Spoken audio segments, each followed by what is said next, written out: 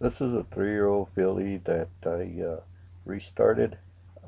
She was having some problems with the girth, so here I'm going to do a tap on her.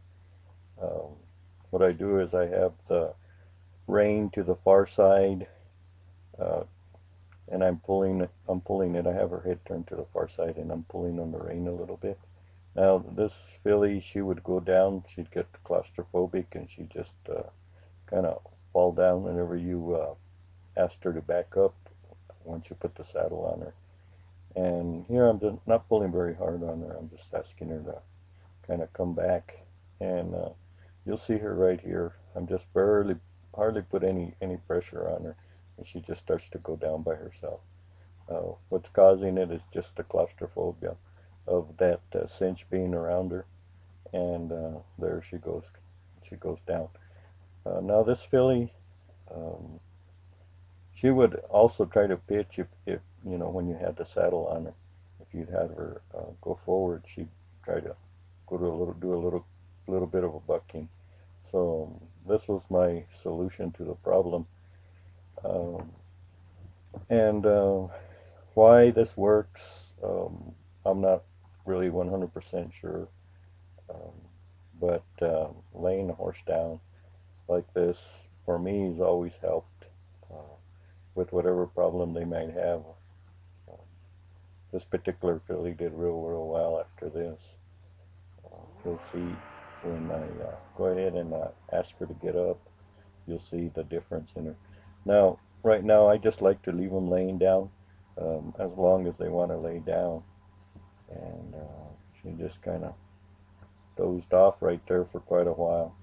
Now, you'll see me kind of just pull on the cinch around the girth here in just a little bit, just to see. Well, I'm going to ask her to get up, but you can see the difference in her here. She's more alert, and she's more quiet and more calm. And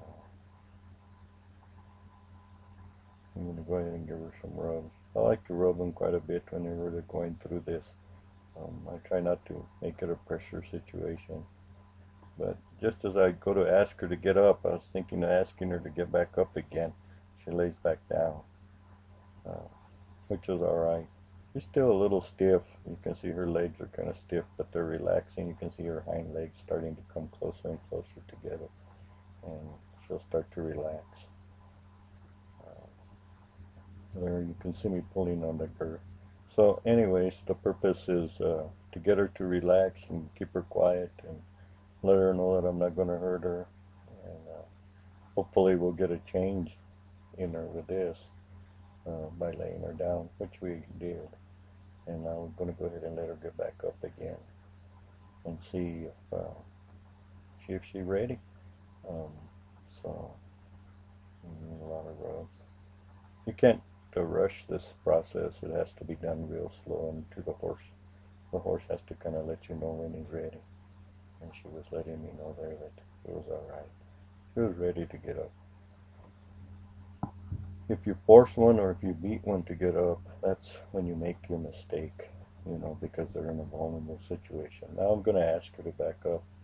You can see um, she's still kind of thinking about going down when I ask her to back up. You know, her legs kind of start to give out from underneath her again, but she thinks it through and she goes ahead and she backs up. And that's what I was looking for. I was looking for her to back up. Wasn't I didn't want her to go back down again because then I would have had to lay her down again, but she did all right. So what I decided to do was I decided to go ahead and take her on a test drive and get on her. Now this filly has had very little riding on her, so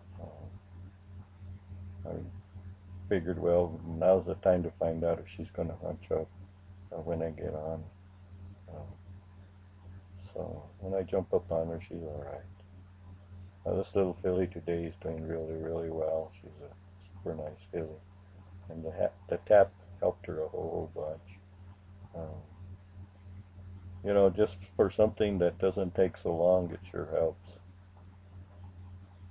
So I'm gonna go ahead and walk her around here a little bit, and I've done the tap on quite a few horses, and it's never failed me, so I have to be thankful for that.